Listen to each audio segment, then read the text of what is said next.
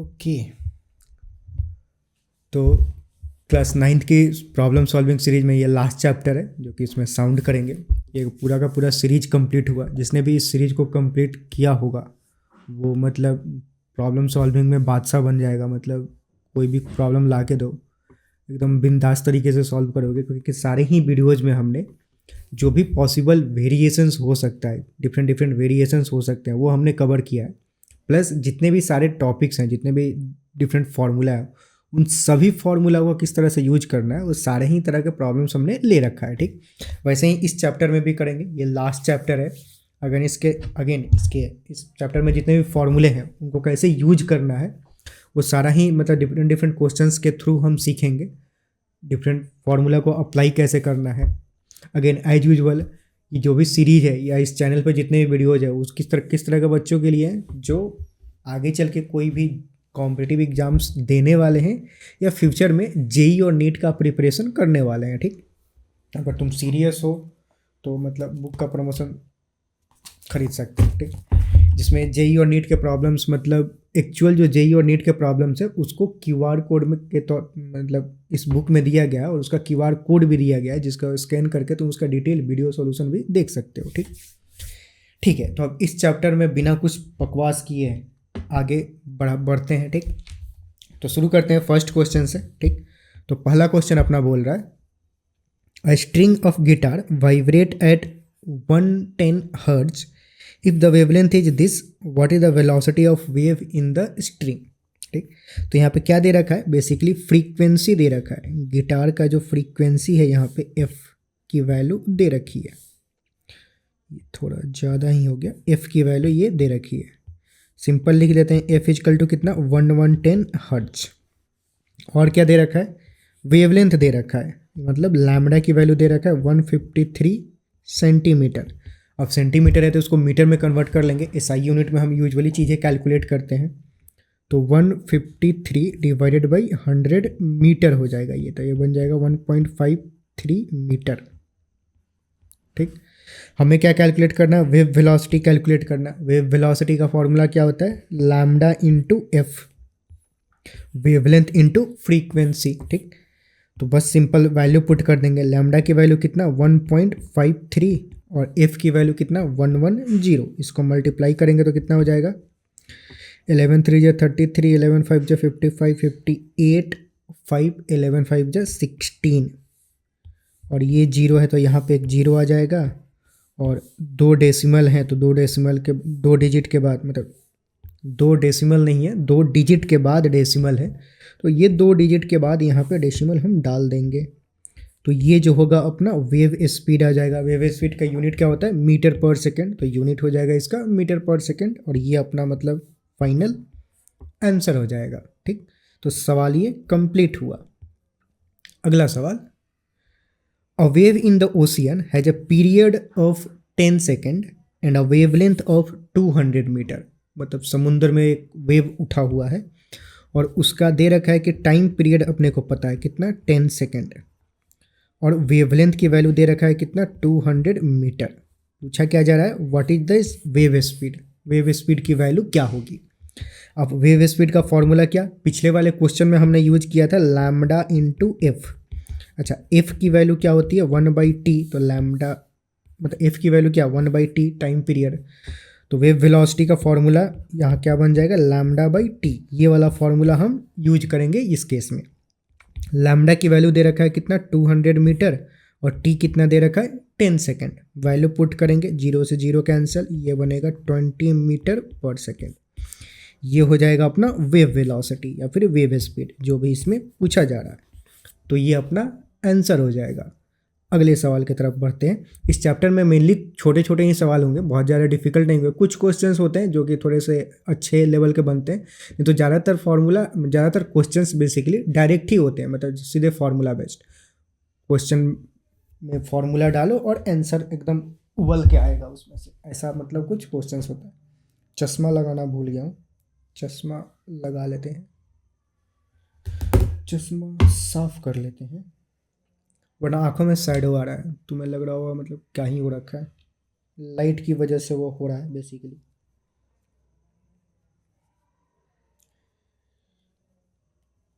तो यस, अगला सवाल देखते हैं।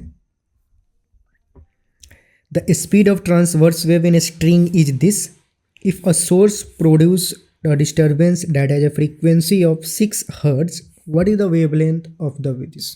तो यहाँ पे क्या दे रखा है कि वेव स्पीड की वैल्यू दे रखा है 15 metre per second. Wave speed मतलब v की वैल्यू दे रखा है 15 मीटर पर सेकेंड, और बोल रखा है कि उसका जो फ्रीक्वेंसी है इस वेव का कितना है 6 हर्ट्ज, मतलब f की वैल्यू 6 हर्ट्ज। हमसे पूछा क्या जा रहा है, वेवलेंथ की वैल्यू क्या होगी वो हमसे पूछा जा रहा है। ठीक है, तो फॉर्मूला क्या, v equal to lambda into f, तो लैम्डा क्या हो जाएगा v बाई एफ।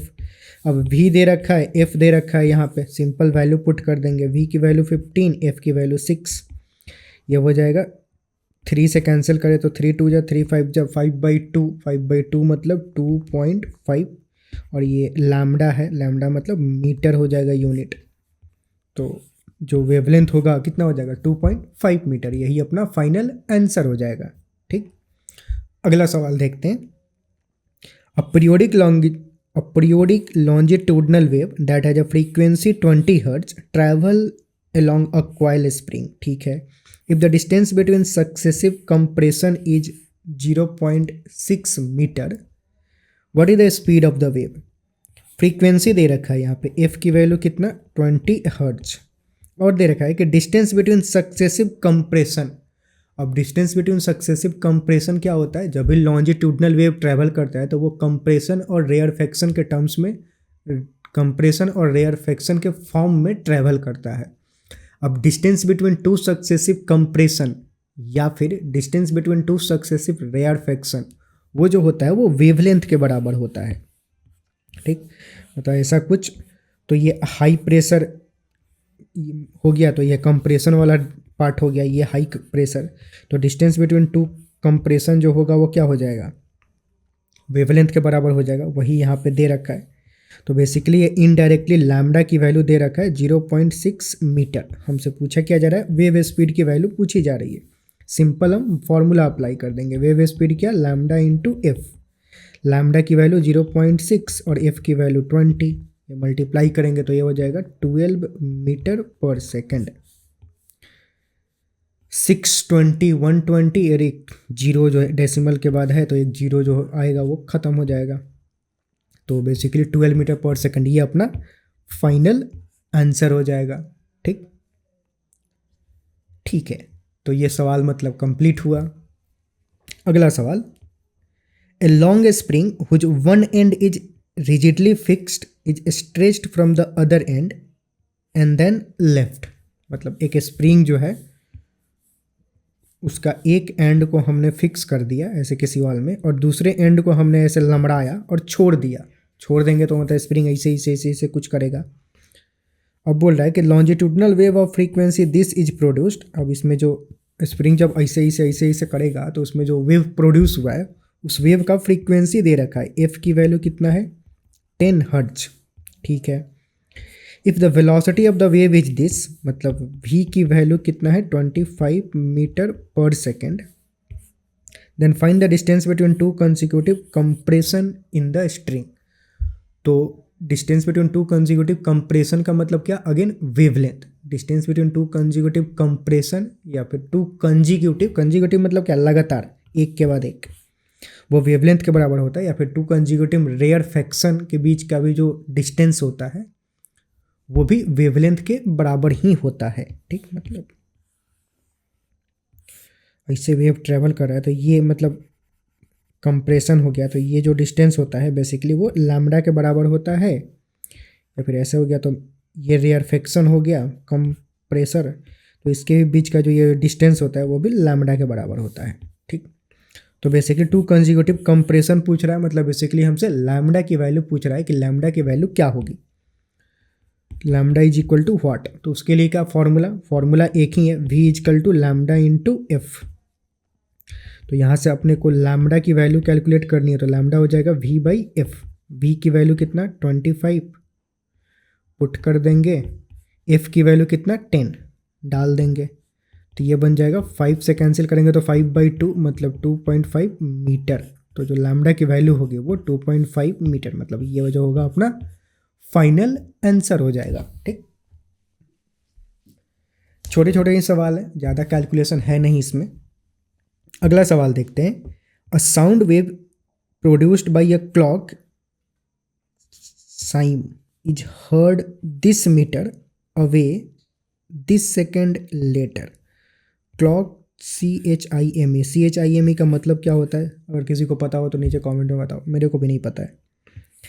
तो मतलब कुछ तो सवाल दे रहा है कि एक घड़ी है जो कि कुछ तो चिल्ला रहा है, साउंड वेव प्रोड्यूस कर रहा है, अब बोल रहा है कि इतना दूरी पे इतना सेकंड के बाद सुनाई दिया कुछ, मतलब घड़ी बजा तो उस बजने का आवाज़ जो है 515 मीटर डिस्टेंस पे, मतलब यहाँ पे कोई मनुष्य खड़ा है, उसको सुनाई दिया कितना टाइम के बाद? 1.5 सेकंड के बाद।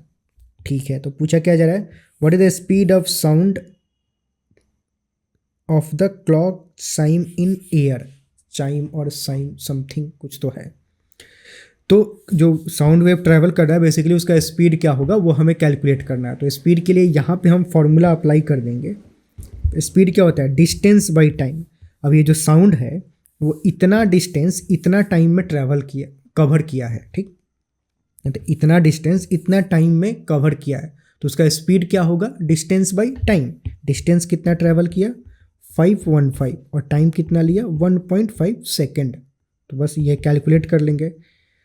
515 नीचे से डेसिमल ऊपर 10 हो जाएगा, नीचे हम 15 लिख सकते हैं। इसको कैंसिल करें तो 5 3 जा 5 से इसको कैंसिल करें तो 5103 ऐसा कुछ हो जाएगा। ठीक, और कुछ कैंसिलेशन करें तो नहीं होगा, तो 1030/3 इसको करें तो क्या? 3 3 जा 9, 113 3 4 जा 12, 110 3 3 जा 9.33 मीटर पर सेकेंड। इतना कुछ speed of sound in air हो जाएगा। तो जो फर्स्ट पार्ट में पूछा जा रहा है ए पार्ट, उसका आंसर ये हो जाएगा, जो speed of sound in air है वो इतना हो जाएगा। ठीक, अगला पार्ट क्या बोल रहा है? The sound wave has a frequency of this, what is the period of the wave. अच्छा, अब इस वेव का दूसरे पार्ट में, सेकेंड वाले पार्ट में फ्रीक्वेंसी दे रखा है कि 436 हर्ट्ज है, तो इसका टाइम पीरियड क्या होगा वो हमें कैलकुलेट करना है। ठीक है, अब यहाँ पे कौन सा फॉर्मूला अप्लाई कर देंगे? वेव स्पीड का फॉर्मूला। वेव स्पीड का फॉर्मूला क्या होता है? अच्छा, अब फ्रीक्वेंसी दे रखा है तो टाइम पीरियड पूछ रहा है, तो वेव स्पीड का फॉर्मूला नहीं अप्लाई करना पड़ेगा, डायरेक्ट इसको कैलकुलेट कर सकते हैं। टाइम पीरियड का फॉर्मूला क्या होता है? 1/f, f is equal to 1/t, तो t इजकल टू क्या हो जाएगा? 1/f, और f की वैल्यू दे रखा है यहाँ पे डायरेक्ट, तो डायरेक्ट वैल्यू पुट कर देंगे तो सीधे ही आ जाएगा 436 सेकेंड। अब इसको कैलकुलेटर से कैलकुलेट कर लोगे कितना हो रहा है, मैं भी कैलकुलेटर से ही कर रहा हूँ। लेट्स से कैलकुलेटर क्या था? 1/436, 1/436 ये हो गया 0.0002229। 229 को मतलब ये 229 है तो उसको 23 लिख देते हैं, तो 0.0023, 0.0029 है बेसिकली, 229 है। यस, तो इसको मैं बोल रहा था 229 ऐसा कुछ है, इसको 0.002, और ये 29 है तो 29 को राउंड फिगर में 30 बोल देते हैं, तो 3 लिख सकते हैं इसको। तो इतना सेकंड ये जो होगा टाइम पीरियड हो जाएगा, तो ये दूसरे पार्ट का आंसर हो जाएगा। ठीक, तो जो पहले पार्ट में स्पीड पूछ रहा था वो ये, और टाइम पीरियड पूछ रहा है तो ये दूसरे पार्ट में टाइम पीरियड ये हो जाएगा। ठीक, सवाल ये कंप्लीट हुआ। अगला सवाल, 5 pulse are generated every this second. ठीक है, what is the speed of propagation if the wavelength of the surface wave is this. मतलब पहले तो लैम्डा दे रखा है कितना? 1.20 सेंटीमीटर। इसको मीटर में कन्वर्ट कर लेंगे तो 1.20 डिवाइडेड बाई 100 कर देंगे तो वो मीटर में कन्वर्ट हो जाएगा। ठीक है, अब आगे बोल रहा है कि what is the speed. Speed basically हमें कैलकुलेट करना है उस, और एक और इन्फॉर्मेशन दे रखा है कि 5 pulse are generated every this second, 0.1 second. ठीक है, तो मतलब 5 वेव प्रोड्यूस हो रहा है बेसिकली, इसको ऐसे समझ सकते हो इतना सेकेंड में। तो 1 सेकंड में कितना वेव प्रोड्यूस्ड होगा उसको कैसे कैलकुलेट कर सकते हैं, मतलब 0.1 सेकंड में कितना पल्स प्रोड्यूस हुआ 5, तो 1 सेकंड में कितना पल्स प्रोड्यूस होगा 5 डिवाइडेड बाई 0.1, इतना पल्स प्रोड्यूस होगा। तो इसको क्या लिख सकते हो 5 और ये 0.1 है तो 10 ऊपर चला जाएगा, तो ये हो जाएगा 50 हर्ट्ज, मतलब 50 हो जाएगा बेसिकली, अभी ऐसे समझो, ठीक। अच्छा, अब ये जो 50 पल्स है वो कितना देर में प्रोड्यूस हुआ है, 1 सेकंड में प्रोड्यूस हुआ है। 1 सेकंड में कितना पल्स प्रोड्यूस हुआ, 50 पल्स प्रोड्यूस हुआ। मतलब क्या, फ्रीक्वेंसी क्या होता है कि number of wave produced in 1 second और number of cycle in 1 second. 1 second में जितना साइकिल होगा उसी को हम फ्रीक्वेंसी बोलते हैं। यहाँ पे 1 सेकेंड में इतना पल्स प्रोड्यूस हुआ, मतलब इतना साइकिल कंप्लीट हुआ, यानी कि फ्रीक्वेंसी जो है वो कितना है 50 हर्ट्ज है। तो एफ की वैल्यू कितना है 50 हर्ट्ज, ये हो गया, ठीक। अब हमसे वेव स्पीड पूछा जा रहा है, तो हमें लैम्डा पता चल गया, लैम्डा पता है, एफ पता है, वी की वैल्यू कैलकुलेट करनी है, तो वी क्या हो जाएगा lambda into F, simple. Lambda की value 1.20 divided by 100 into F, F की वैल्यू कितना 50, काट कूट करे तो यह 2 से कैंसिल करे तो 0.6, तो जो v की वैल्यू होगी वो 0.6 मीटर पर सेकेंड, ये जो होगा अपना वेव स्पीड हो जाएगा।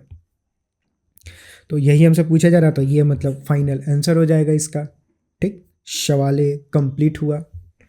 अगला सवाल, N ocean wave has a length of this, a wave passes a fixed location every this second, ठीक है। मतलब ocean wave has a length of this, basically ये वेवलेंथ की बात की जा रही है यहाँ पे। एक ओशियन मतलब समुंदर में एक वेव उठा है जिसका वेवलेंथ की वैल्यू दे रखा है 12 मीटर, मतलब लैम्डा की वैल्यू कितना है 12 metre. A wave passes a fixed location, मतलब एक वेव जो है वह किसी फिक्स लोकेशन को हर 3 सेकेंड में क्रॉस कर रहा है, मतलब हर 3 सेकेंड में एक नया वेव आ रहा है। उसका मतलब क्या हुआ कि जो टाइम पीरियड है वो 3 सेकेंड है, मतलब एक बार एक वेव को पास होने में कितना टाइम लग रहा है 3 सेकेंड। जब वो वेव पास हो गया तो फिर दूसरा वेव आ रहा है, फिर वो 3 सेकेंड का टाइम ले रहा है पास होने में, फिर दूसरा वेव आ रहा है। तो मतलब एक वेव पास होने में कितना टाइम ले रहा है 3 सेकेंड, मतलब टाइम पीरियड कितना है 3 सेकेंड। टाइम पीरियड वही होता है कि time taken by a single wave to cross और द डिस्टेंस, मतलब एक, इसको ऐसे फोटो से समझो तो एक ऐसे वेव है, ये एक कंप्लीट वेव हुआ, और वेव को यहाँ से यहाँ तक ट्रेवल करने में जो भी टाइम लगता है उसी को हम टाइम पीरियड बोलते हैं, ठीक। तो यहाँ पे हर वेव 3-3 सेकेंड ले रहा है टाइम, तो मतलब टाइम पीरियड की वैल्यू कितना है 3 सेकेंड है, 3 सेकेंड है। पूछा क्या जा रहा है हमसे, वेव स्पीड पूछा जा रहा था। वेव स्पीड मतलब वी का फॉर्मूला क्या, lambda by T, simple. Lambda की वैल्यू 12, टी की वैल्यू 3, 12/3 4 मीटर पर सेकेंड। तो जो वेव स्पीड होगा ओशियन में, जो समुद्र में वेव उठा है उसका जो स्पीड है वो कितना है 4 मीटर पर सेकेंड है, ठीक। तो ये मतलब आंसर हो जाएगा। अगला सवाल, a sonar signal of frequency this has a wavelength of this mm in water, ठीक है। What is the speed of the signal in water. तो फ्रीक्वेंसी दे रखा है, वेवलेंथ दे रखा है, सिंपल सीधे वैल्यू पुट करेंगे। लैम्डा की वैल्यू कितना दे रखा है 1.5। अब ये ध्यान दें कि यूनिट का यहाँ पे मिलीमीटर में दे रखा है वेवलेंथ, तो मीटर में कन्वर्ट कर लेंगे। तो मीटर में कैसे कर सकते हो, मिलीमीटर को मीटर में कन्वर्ट करने के, मिली का मतलब होता है 10⁻³ तो ये हो जाएगा 1.5 इंटू 10⁻³ मीटर, ठीक। फ्रीक्वेंसी का वैल्यू कितना है 1 इंटू 10⁶ हर्ट्ज, ये फ्रीक्वेंसी हो गया। तो हमसे फर्स्ट पार्ट में, ए पार्ट में क्या पूछा जा रहा है, वेव स्पीड, वी की वैल्यू पूछी जा रही है। वी की वैल्यू क्या, lambda into F, value put कर देंगे। लैम्डा की वैल्यू कितना 1.5 इंटू 10⁻³ एफ की वैल्यू 1 इंटू 10⁶। इसको मल्टीप्लाई करेंगे तो क्या 1.5 इंटू 10⁻³ प्लस 6, ये कितना हो जाएगा 3 मीटर पर सेकेंड। इसको ऐसे भी लिख सकते हो 1.5 और 10⁻³ मीटर का मतलब क्या हुआ किलोमीटर, 1 किलोमीटर इसको लिख सकते हो। तो इसको ऐसे भी लिख सकते हो 1.5 किलोमीटर पर सेकेंड, मतलब 10⁻³ जो है वो किलो में कन्वर्ट हो जाएगा, किलोमीटर, उसको किलो लिख सकते हैं। किलो का मतलब ही होता है 10⁻³, ठीक। तो ये हो गया अपना wave speed. What is the period, what is period in water, मतलब बेसिकली टाइम पीरियड के पूछे जा रहा है, टाइम पीरियड क्या होगा। तो टाइम पीरियड का फॉर्मूला क्या अप्लाई कर देंगे, टाइम पीरियड के लिए हम जानते हैं v इजकल टू क्या, लैम्डा बाई टी। तो t क्या हो जाएगा, लैम्डा बाई v। ठीक, लैम्डा हमें पता है, ये रहा, और v पता है। या फिर डायरेक्ट भी कर सकते हो कि टाइम पीरियड कैलकुलेट करना है तो उसको 1/f भी कर सकते हो। तो मैं डायरेक्ट यहाँ पे f दे रखा है तो डायरेक्ट वही कर लेते हैं।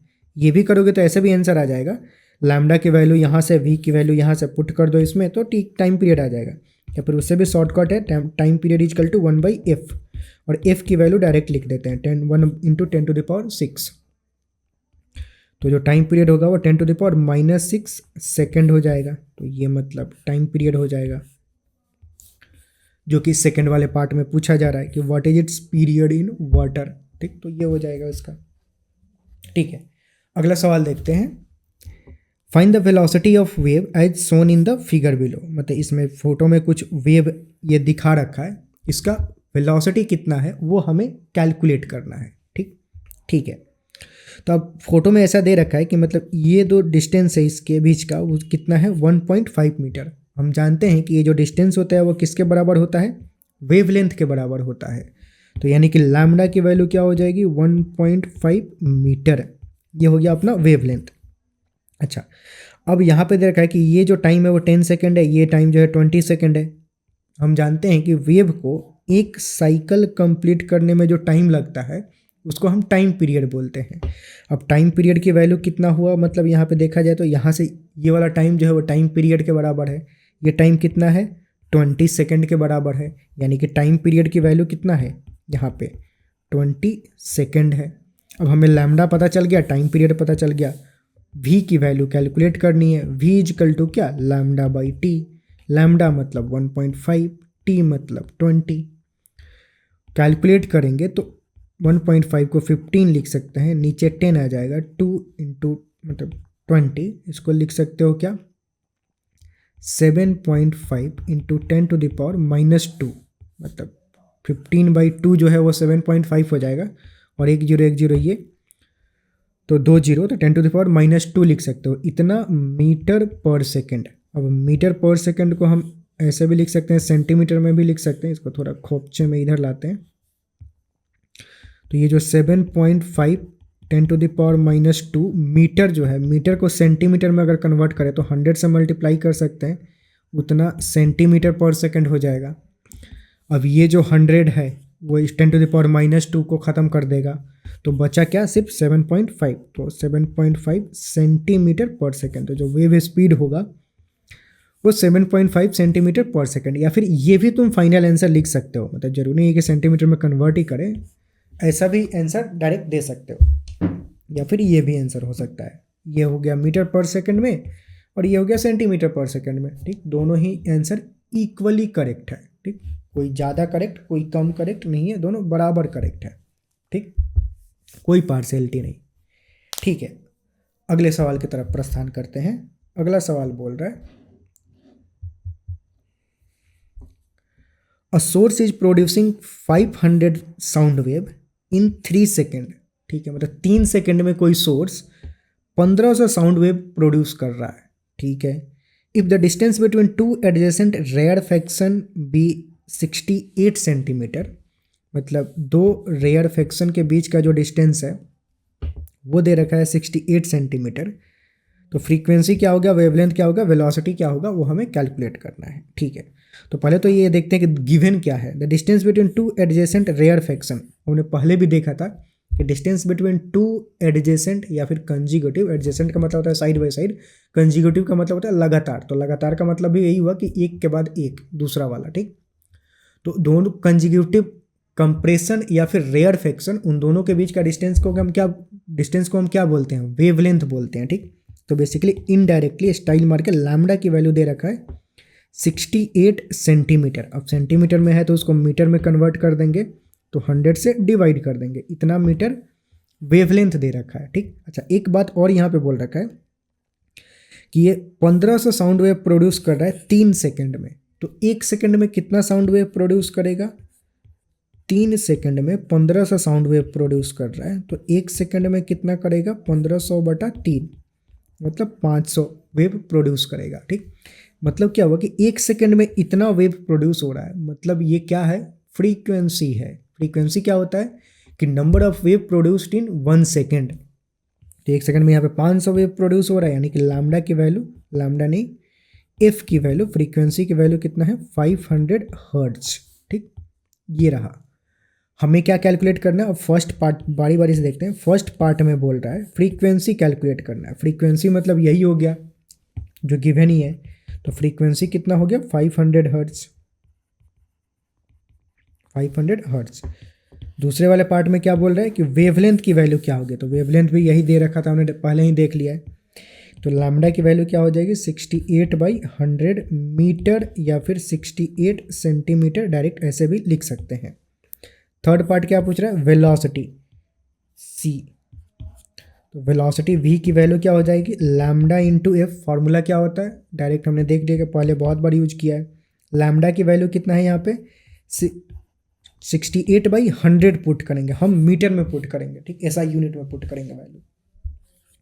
तो अपना लैम्डा की वैल्यू ये हो गया। फ्रीक्वेंसी कितना दे रखा है? 500 हर्ट्ज, 500 हर्ट्ज। ये 00 से 00 कैंसिल, 5 से 68 को मल्टीप्लाई करें तो कितना होगा? 8×5 = 40 के 0, हाथ में 4, 6×5 = 30 और 4 = 34 metre per second, 340 metre per second. मतलब 340।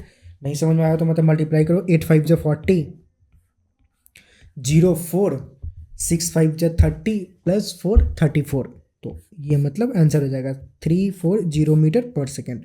जो सी पार्ट होगा उसका ये आंसर हो जाएगा। तो ए पार्ट का आंसर ये, बी पार्ट का ये और सी पार्ट ये आंसर हो गया। ठीक, तो सवाल ये कंप्लीट हुआ। ठीक, अगला सवाल देखते हैं। अगला सवाल देखने से पहले पानी पीते हैं।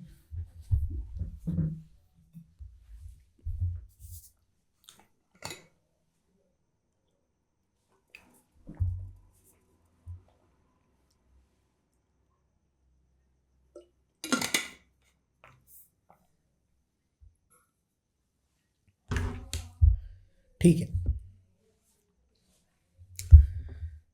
अगला सवाल देखते हैं।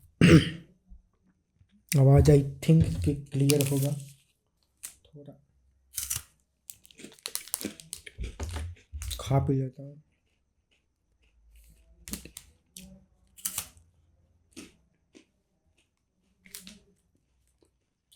इसको वीडियो शुरू करने से पहले से खा रहा हूँ। थोड़ा सा और बचा है, इतना सा।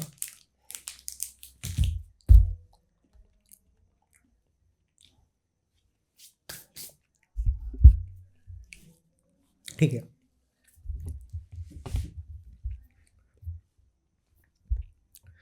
नेक्स्ट क्वेश्चन बोल रहा है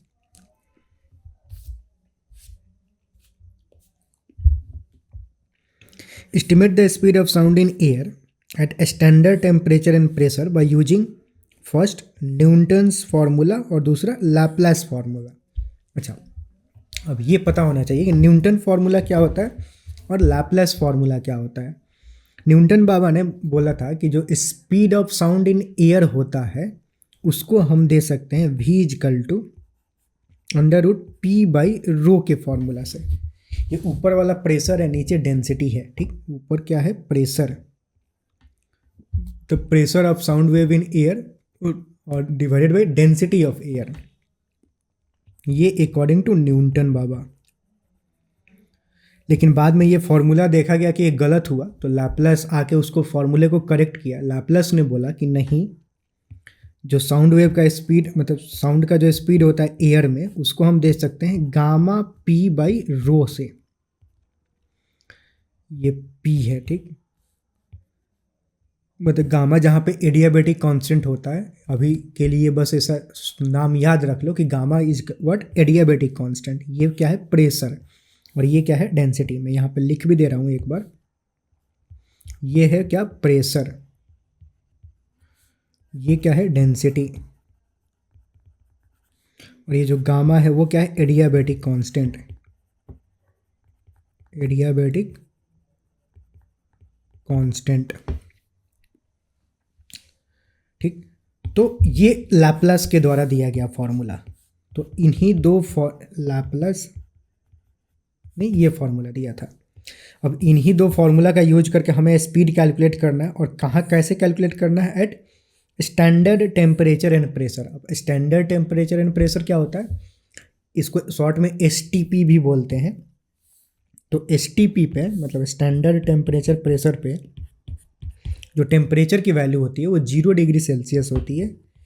0 डिग्री सेल्सियस मतलब 273 कैल्विन उसको बोल सकते हो। ठीक, और प्रेशर जो होता है वो 1 ATM के बराबर होता है। 1 ATM मतलब 1 एटमॉस्फेरिक प्रेशर। 1 एटमॉस्फेरिक प्रेशर की वैल्यू होती है, प्रेशर को हम किस में मेजर करते हैं, पास्कल में मेजर करते हैं। तो एटमॉस्फेरिक प्रेशर को अगर हम पास्कल में लिखें तो वो होता है 1.01325 इंटू 10⁵ पास्कल।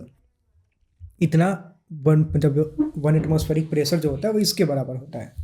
तो बेसिकली हमें STP बोल के प्रेशर और टेम्परेचर दोनों दे रखा है। मतलब STP इनडायरेक्ट फॉर्मेट में बोला है, वो बोलने का मतलब ही ये हुआ कि जो टेम्परेचर की वैल्यू है जो वो ये है, और जो प्रेशर की वैल्यू है वो ये है। अब इसका यूज करके हमें वेलोसिटी कैलकुलेट करना है, न्यूटन फार्मूला यूज करके और लैपलेस फार्मूला यूज करके। तो बारी बारी से करते हैं। फर्स्ट में बोल रहे हैं न्यूटन फार्मूला, तो पहले वाले में न्यूटन फार्मूला यूज करेंगे, V=√P/ρ।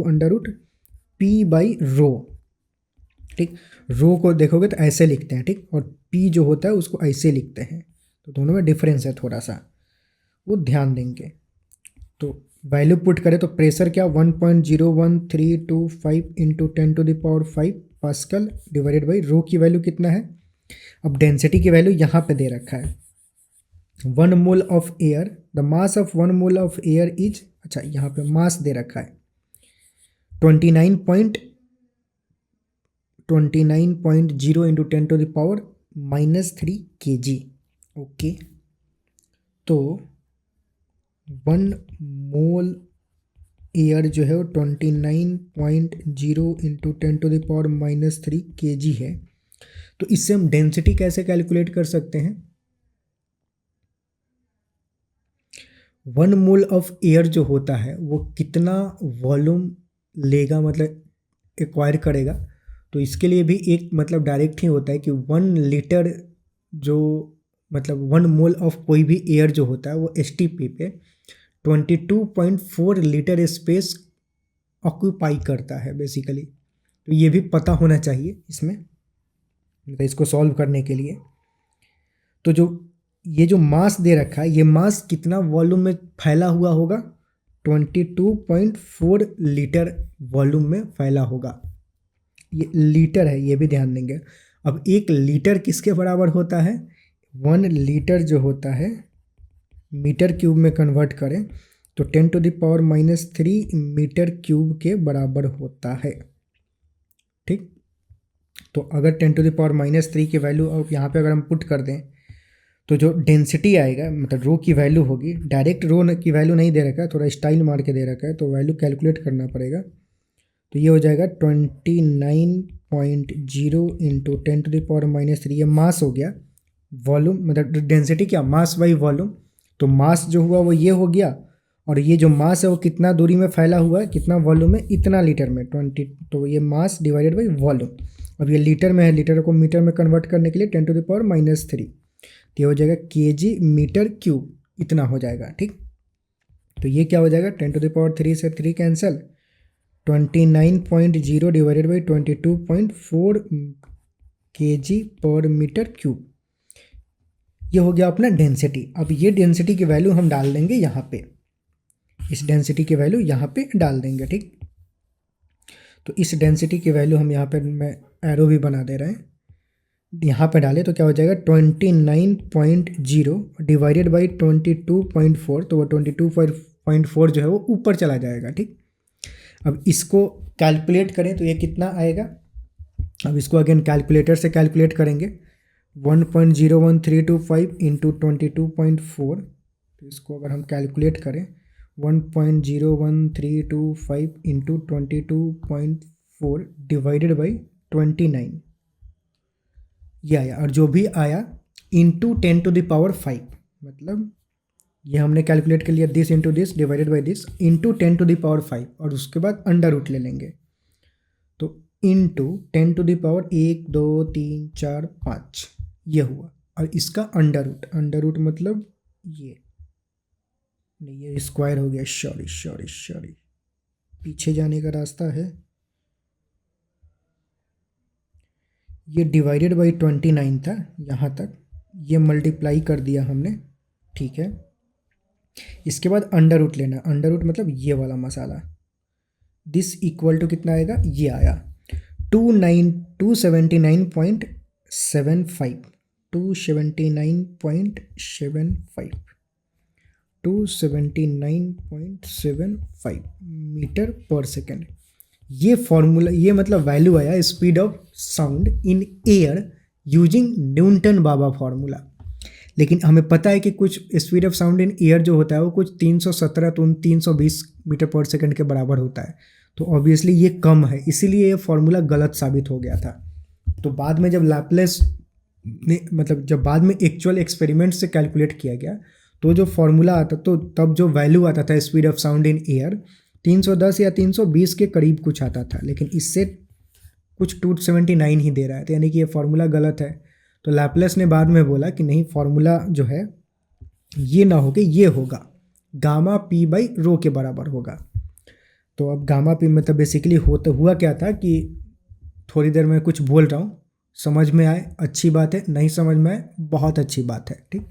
मतलब एक्चुअल जो फार्मूला होता है स्पीड ऑफ साउंड वो बल्क मॉडुलस बाई डेंसिटी के बराबर होता है। अब बल्क मॉडुलस कैलकुलेट कैसे किया जाए, तो न्यूटन ने कहा कि इस बल्क मॉडुलस को कैलकुलेट करने के लिए हम जब साउंड एयर में ट्रैवल करता है तो जो प्रोसेस होता है वो आइसोथर्मल होता है, टेम्परेचर जो होता है वो कांस्टेंट रहता है। तो जब हम आइसोथर्मल मतलब टेम्परेचर कांस्टेंट लेके बल्क मॉडुलस कैलकुलेट करेंगे तो इस बल्क मॉडुलस की वैल्यू प्रेशर के बराबर आती है, तो वो फार्मूला ये बन गया। बाद में ये फार्मूला गलत हो गया, तो लैप्लेस ने बोला कि जी नहीं, ये जो बल्क मॉडुलस कैलकुलेट करना है, तो जब भी साउंड ट्रैवल करता है एयर में तो जो प्रोसेस होता है वो एडियाबेटिक होता है, कोई भी हीट एक्सचेंज नहीं होता है। मतलब वो वेव इतना तेज़ी से मूव करता है कि उसके पास टाइम ही नहीं होता है कि हीट एक्सचेंज करे सराउंडिंग से, तो हीट एक्सचेंज जीरो हो गया। तो एडियाबेटिक प्रोसेस का इस्तेमाल करके अगर हम बल्क मॉडुलस कैलकुलेट करें तो बल्क मॉडुलस की वैल्यू आती है गामा पी के बराबर। और बाद में जब एक्सपेरिमेंट से कैलकुलेट किया, मतलब इसको वैल्यू पुट करके कैलकुलेट किया गया और जो एक्सपेरिमेंट से वैल्यू आ रहा था speed of sound in air, वो दोनों मैच कर रहे थे, यानी कि ये फॉर्मूला सही साबित हुआ। तो यहाँ पे न्यूटन बाबा पहली बार गलत साबित हुए, पहली बार नहीं बहुत बार जीवन में गलत साबित हुए होंगे, पर पब्लिकली इंसल्ट उनका जो ये हुआ पहली बार हुआ है ऐसा। ये तो न्यूटन बाबा हमेशा सही होते हैं। तो जो एडियाबेटिक प्रोसेस मतलब लैप्लास का यूज करके अगर हम कैलकुलेट करें तो वो फॉर्मूला होता है गामा पी बाई रो। इसको हम लिखें तो root gamma into root p by rho लिख सकते हैं। अब ये वाला जो कैलकुलेशन है वो हमने पहले ही कर लिया है, तो सारा कैलकुलेशन फिर से नहीं करेंगे, हम ये वैल्यू डायरेक्ट ले लेंगे 279.75, ठीक। इसको हम डायरेक्ट लिख देते हैं। और रूट गामा की वैल्यू क्या, गामा की वैल्यू यहाँ पे दे रखा है 1.4, तो गामा की वैल्यू यहाँ पे डालें अगर 1.4।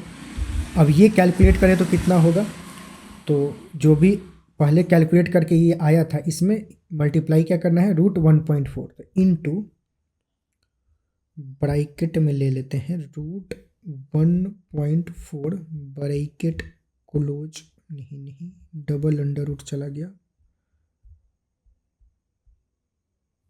ब्रैकेट रूट 1.4 ब्रैकेट क्लोज,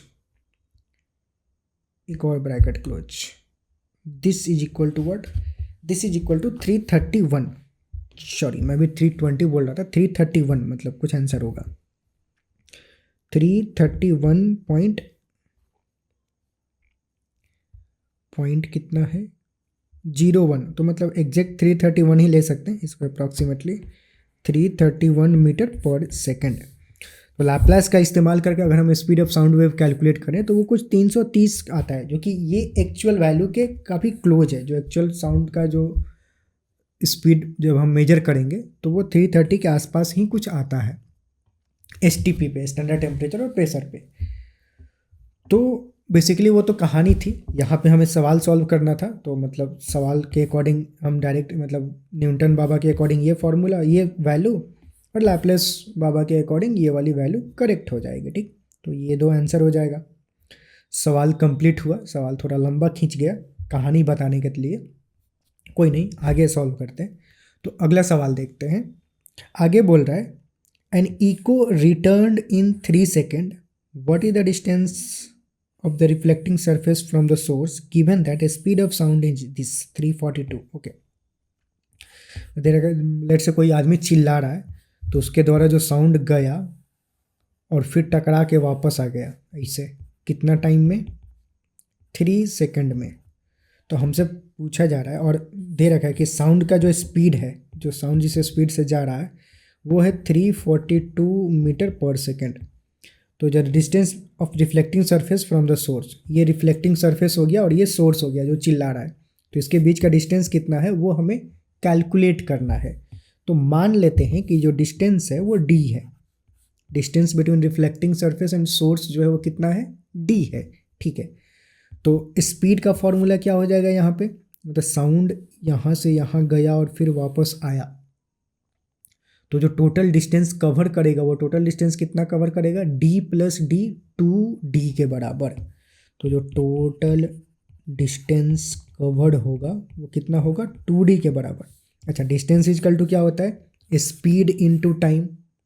तो ये स्पीड से गया था, इतना टाइम लिया, तो डिस्टेंस, टोटल डिस्टेंस कवर के हम ऐसे भी कैलकुलेट कर सकते हैं कि स्पीड इनटू टाइम। तो ये 2d जो टोटल डिस्टेंस है वो किसके बराबर होगा? 342 स्पीड इनटू टाइम। टाइम कितना? 3 सेकेंड। तो ये जो 2d होगा वो किसके बराबर होगा? स्पीड इनटू टाइम के बराबर होगा। ठीक, तो जो d होगा वो कितना हो जाएगा? 342 इंटू 3 डिवाइडेड बाई 2। 2 से कैंसिल करें तो 171। 3 से मल्टीप्लाई करें तो 3, 7 3 के 21 के एक हाथ में 2, 3 2 5 metre per second, 513 metre per second. तो ये जो होगा अपना फाइनल आंसर हो जाएगा। ठीक, तो ये सवाल यहाँ पे कंप्लीट हो गया। ओके, आगे बढ़ते हैं। अगला सवाल बोल रहा है calculate the wavelength of sound wave whose frequency is this and speed is this. Okay, in the given medium हमें वेवलेंथ कैलकुलेट करना है। फ्रीक्वेंसी दे रखा है, मतलब एफ की वैल्यू दे रखा है इतना 220 हर्ट्ज। स्पीड दे रखा है वी की वैल्यू 440 मीटर पर सेकेंड। तो हमें लैम्डा की वैल्यू कैलकुलेट करनी है। तो लैम्डा क्या हो जाएगा? V by f. ठीक, मतलब फॉर्मूला क्या होता है? V equal to lambda into f. कई बार हमने पहले भी यूज कर लिया है। ठीक, तो लैम्डा क्या हो जाएगा? Lambda equal to v by f. V की वैल्यू कितना? 440 और एफ की वैल्यू कितना? 220। काट कूट करें तो ये 2 टाइम्स में कैंसिल हो जाएगा, मतलब 2 मीटर। जो लैम्डा की वैल्यू होगी वो क्या हो जाएगा? 2 मीटर हो जाएगा। तो ये सवाल मतलब कंप्लीट हुआ यहाँ पे। अगला सवाल, a submarine emits sonar pulse, okay, which returns from an under water cliff in 1.02 second. ठीक है, if the speed of sound in salt water is this, how far is the cliff. दे रखा है कि पानी में कुछ पनडुब्बी है, सबमरीन है, ये पनडुब्बी हो गया मान लेते हैं। ठीक, अब ये पनडुब्बी जो है वो सोनार पल्स इमिट करता है, वो किसी क्लिफ से टकरा के वापस आता है। कितना टाइम लेता है टकराने में? टकरा के वापस आने में 1.02 सेकेंड का टाइम लेता है। अच्छा, अब ये जो पानी में सॉल्ट वाटर, मतलब समुद्र में जो पानी होता है वो सॉल्टी होता है, तो उसमें जो स्पीड ऑफ साउंड है वो दे रखा है वी की वैल्यू 1531 मीटर पर सेकेंड। तो जो क्लिफ है वो कितना डिस्टेंस पे है वो हमें कैलकुलेट करना है। तो मान लेते हैं कि ये जो क्लिफ है वो d डिस्टेंस पे है। ठीक, तो जो साउंड जो है वो नीचे जाने में और वापस आने में कितना डिस्टेंस कवर किया होगा? डिस्टेंस इजकल टू क्या हो जाएगा? 2d, d plus D. d distance नीचे जाने में, d डिस्टेंस ऊपर आने में। तो जो टोटल डिस्टेंस कवर किया गया वो कितना किया गया 2D। अच्छा, यहाँ पे और किस स्पीड से ट्रेवल किया, इस स्पीड से, कितना टाइम लिया, इतना टाइम लिया। तो अगर यही डिस्टेंस हम स्पीड और टाइम का यूज करके कैलकुलेट करें, मतलब यही वाला डिस्टेंस हम स्पीड और टाइम का यूज करके कैलकुलेट करें, तो वो किसके बराबर होगा, distance is equal to what, speed into time.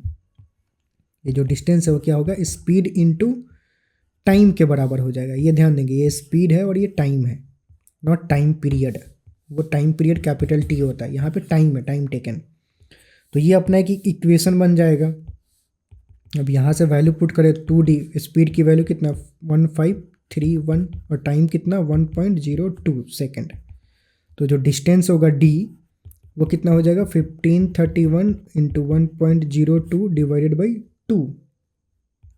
ये क्या हो जाएगा, इसको काट कूट करें तो अब कुछ डायरेक्ट तो कटेगा नहीं, इसको हम काट सकते हैं 0.51 टाइम्स में। तो 1531 इंटू 0.51। अब इसको कैलकुलेटर ही यूज कर ले रहा हूँ मैं। 1531 इंटू 0.51, ये हो जाएगा 780.81। तो जो डिस्टेंस D की वैल्यू आएगी क्या 780.81 मीटर ही बस। तो इतना मीटर हो जाएगा, मतलब यही जो होगा D की वैल्यू हो जाएगी। क्लिफ का जो डिस्टेंस है वो यही वाला डिस्टेंस है। ठीक है, अगला सवाल बोल रहा है a person has a hearing range from 20 hertz to 20 kilohertz. ठीक है, मतलब कि इंसान जो है, हम जानते हैं कि वो किस किस फ्रीक्वेंसी को सुन सकता है। Let's say F1 starting frequency 20 hertz से ले करके जो फाइनल फ्रीक्वेंसी F2 जो वो सुन सकता है 20 किलो हर्ट्ज। किलो मतलब 1000, मतलब इतना हर्ट्ज, ठीक, फ्रीक्वेंसी वो सुन सकता है। अब बोल रहा है कि what is the typical wavelength of sound in air corresponding to these two frequency, मतलब इस दो फ्रीक्वेंसी के कॉरिस्पॉन्डिंग वेवलेंथ इसका क्या होगा, λ1 और λ2। Take the speed of sound in air is 344। तो हमसे बोला जा रहा है कि v की वैल्यू 344 मीटर पर सेकेंड अगर ले लिया जाए तो कॉरिस्पॉन्डिंग जो वेवलेंथ होगा λ1 एंड λ2 उसकी वैल्यू क्या होगी वो हमें कैलकुलेट करना है। ठीक है, कर लेते हैं। लैम्डा की वैल्यू क्या होगा, अगर लैम्डा की फॉर्मूला क्या होगा अगर हम स्टैंडर्ड देखें तो v इजकल टू क्या, लैम्डा इंटू एफ। तो लैम्डा इजकल टू क्या हो जाएगा v बाई एफ। ठीक, अब लैम्डा 1 कैलकुलेट करना है तो v बाई F1 हो जाएगा। दोनों के corresponding speed of the sound तो यही है, क्योंकि यही स्पीड जो एयर में ट्रैवल कर रहा है। तो speed of sound in air तो फिक्स रहेगा, फ्रीक्वेंसी चेंज हो रहा है तो उसके कॉरिस्पॉन्डिंग वेवलेंथ चेंज होगा। तो λ1 क्या हो जाएगा v बाई F1। v की वैल्यू कितना 344 डिवाइडेड बाई 20। तो ये कितना हो जाएगा, 2 से कैंसिल करें तो 172 डिवाइडेड बाई 10, तो 17.2 मीटर हो जाएगा। तो λ1 जो होगा वो 20 मीटर हो जाएगा। ठीक, λ2 ऐसे ही कैलकुलेट करें तो v बाई F2। v की वैल्यू कितना 344, F2 की वैल्यू कितना 20 इंटू 1230। अब ये 20 से हमें पता है कि ये कितना है 17.2 है, तो ये 17.2 इंटू 10⁻³ मीटर हो जाएगा, इतना हो जाएगा। इसको ऐसे अगर थोड़ा और स्टाइल मार के लिखे तो 1.72 इंटू 10⁻⁻4 या +4। इसको मतलब बेसिकली करेंगे क्या कि इंटू 10 डिवाइडेड बाई 10। ये जो 10 है वो डेसिमल प्लेस को इधर खींच देगा और ये जो 10 है इसको कम कर देगा, तो ये 10⁻⁻2 बन जाएगा, इतना मीटर हो जाएगा। तो जो कॉरेस्पॉन्डिंग वेवलेंथ होगा वो 10 मीटर से ले करके 10 मीटर तक रहेगा, दो फ्रीक्वेंसी। तो जो फ्रीक्वेंसी मतलब आदमी का सुनने का जो फ्रीक्वेंसी रेंज है वो इतना हर्ट्ज से इतना हर्ट्ज है, तो कॉरेस्पॉन्डिंग वेवलेंथ रेंज कितना होगा 17.2 मीटर से ले करके, मतलब ये सबसे बड़ा, और छोटा कितना सुन सकता है कम से कम 1.72 इंटू 10⁻⁴ -2 मीटर इतना तक, यहाँ से लेकर के यहाँ तक के बीच का जो वेवलेंथ होता है उसको इंसान का जो कान है वो सुन सकता है। ठीक, तो ये मतलब बेसिकली दो रेंज हो जाएंगे, मतलब दो वैल्यू हो जाएंगे रेंज के। ठीक ठीक है, अगला सवाल देखते हैं। अगला सवाल बोल रहा है, थोड़ा सवाल पढ़ लो।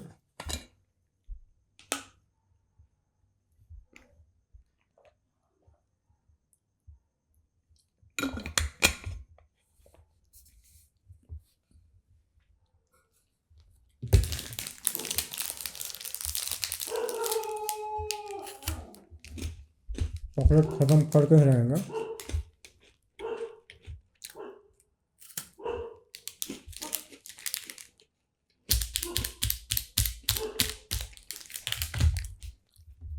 लालच नहीं आनी चाहिए चॉकलेट का। चॉकलेट खाना बहुत बुरी बात है, नहीं खानी चाहिए। ठीक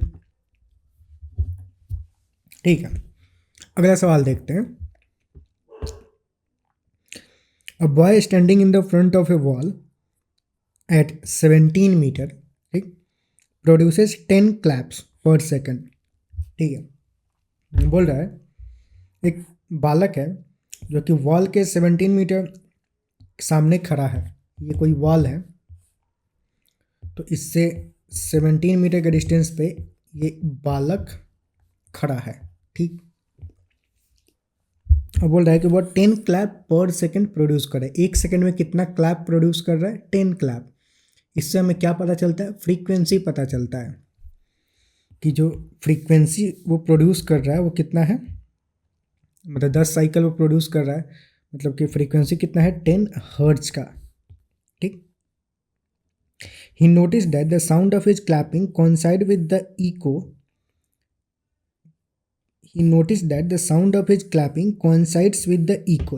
ठीक है, echo is heard only once when clapping is stopped. इसका मतलब क्या हुआ? मतलब वो 10 बार क्लैप कर देता है तब जा कर के इको जो आता है एक बार सुनाई देता है। ठीक, ऐसा है। Then calculate the speed of sound. ठीक है, तो मतलब क्या हुआ कि वो एक सेकेंड में 10 बार क्लैप करता है। जब 10 बार क्लैप कर देता है तब जो होता है साउंड यहाँ से ट्रैवल करके यहाँ तक आता है। ठीक, तो यानी कि जो डिस्टेंस ट्रैवल किया गया साउंड के द्वारा वो कितना डिस्टेंस ट्रैवल किया गया? 17 मीटर जाने में और फिर 17 मीटर इधर आने में। जो टोटल डिस्टेंस ट्रैवल है वो कितना है? 17 + 17 कितना हो जाएगा? 34 मीटर हो जाएगा। ठीक, अच्छा, ये तो हो गया डिस्टेंस। अब इस डिस्टेंस कवर करने में टाइम कितना लगा वो कैसे कैलकुलेट करेंगे? तो ये यहाँ पे दे रखा है कि 10 क्लैप पर सेकेंड प्रोड्यूस कर रहा है, तो एक क्लैप को प्रोड्यूस करने में कितना टाइम लगा होगा? तो फ्रीक्वेंसी बेसिकली यहाँ पे 10 हर्ट्ज है, तो टाइम कितना हो जाएगा? 1/10 सेकेंड, 1/f, ये हो जाएगा इतना सेकेंड टाइम। अब ये टाइम हो गया, ये डिस्टेंस हो गया, तो स्पीड का वैल्यू क्या हो जाएगा?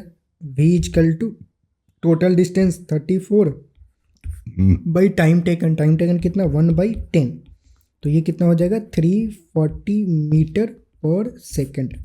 जो स्पीड ऑफ साउंड होगा v की वैल्यू होगी वो v कितना हो जाएगा? 340 मीटर पर सेकेंड हो जाएगा। ठीक, तो मतलब ये फाइनल आंसर हो जाएगा। सवाल यहाँ पे कंप्लीट हुआ। अगला सवाल देखते हैं।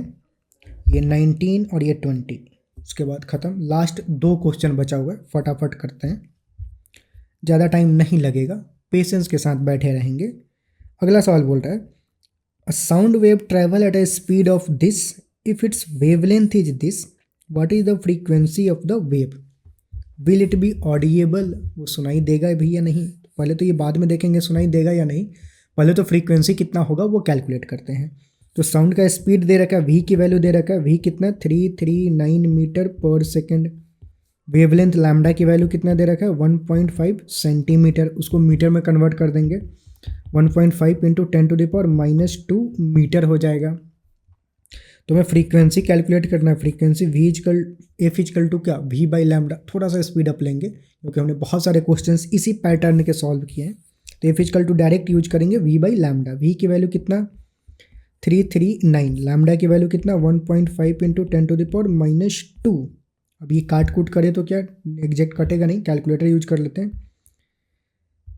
339 divided by 1.2 into 100, 1.5 not 2, I think 5, yes. Show फिर से करेंगे, 339 डिवाइडेड बाई 1.5 हो जाएगा 226। तो ये हो गया 226, और ये जो 10⁻⁻² है ऊपर जाएगा तो 10⁻+2 बन जाएगा, +2 मतलब 100, तो हो जाएगा 22600। इतना हर्ट्ज हो जाएगा।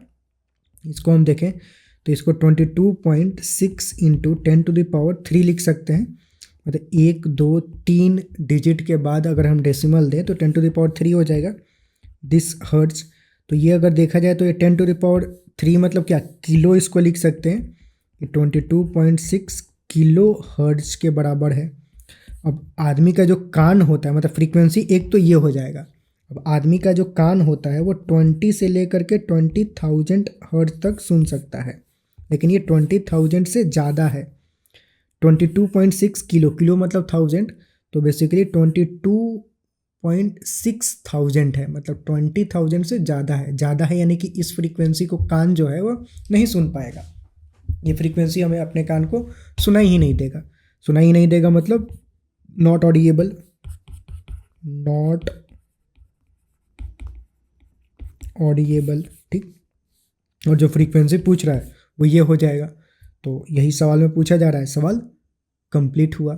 अगला सवाल, और अगला ये लास्ट सवाल, लास्ट क्वेश्चन बोल रहा है। शायद वीडियो ऑन ऑफ हुआ होगा।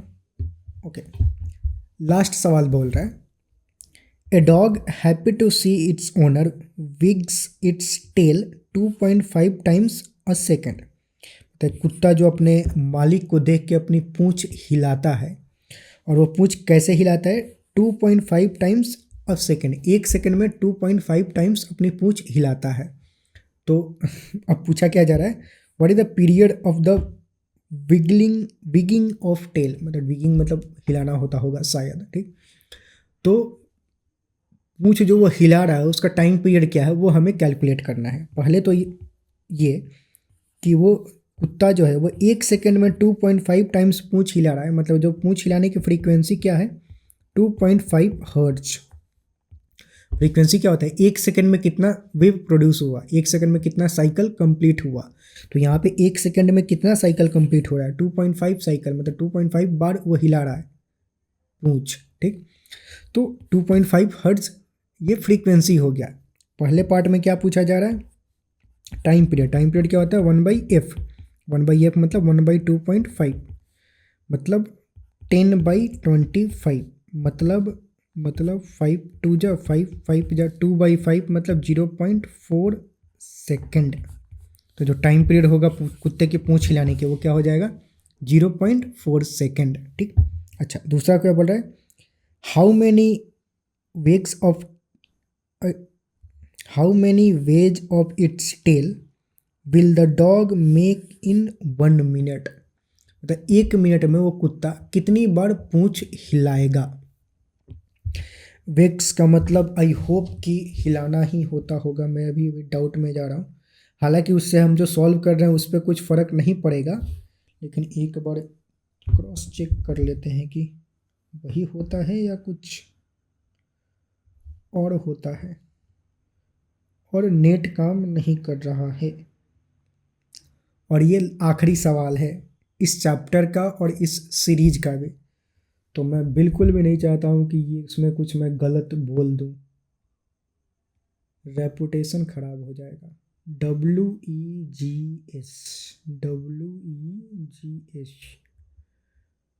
विक्स का मतलब क्या होता है, W क्या है, WAGS, sorry, WAGS meaning in Hindi, wigs dog.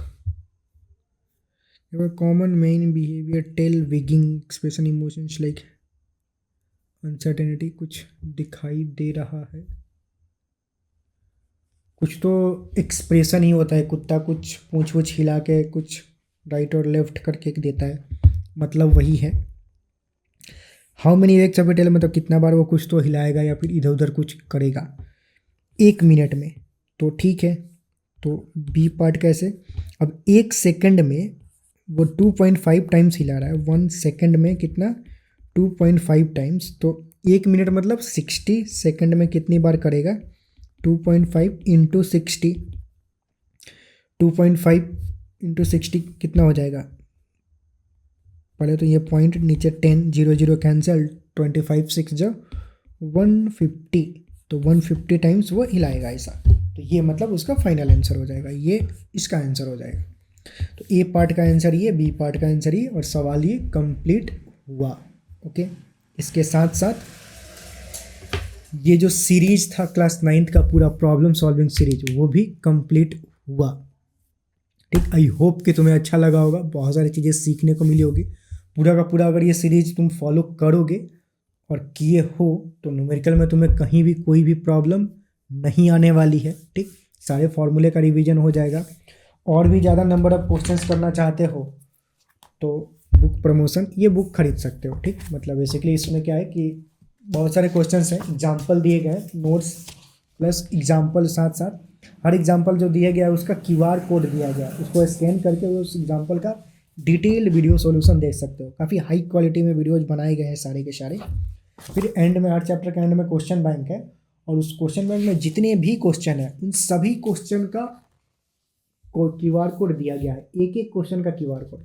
तुम्हें जिस भी क्वेश्चन में डाउट है उस QR कोड को स्कैन करो, उसके कॉरेस्पॉन्डिंग QR कोड को स्कैन करो और तुम्हें उसका video solution, detail video solution मिल जाएगा। काफ़ी हाई क्वालिटी में, काफ़ी पेशेंस के साथ बनाया गया है, काफ़ी प्यार से बनाया गया है, देख के तुम्हें बहुत मज़ा आएगा। तो ये रेफ़र कर सकते हो। ठीक है।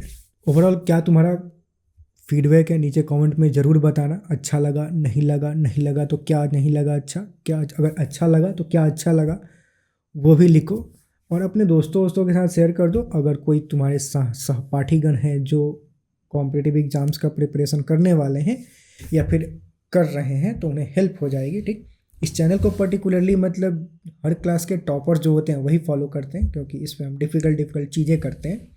जो सिंपल बोर्ड की चीज़ें होती हैं सिर्फ वही नहीं करते हैं। हालांकि अगर इस चीज़ को तुम फॉलो कर रहे हो तो बोर्ड के लिए तुम्हें सेपरेटली कहीं और से फिर क्वेश्चन सॉल्व करने की ज़रूरत नहीं है, इसी में बोर्ड के भी तुम्हारे हो जाएंगे।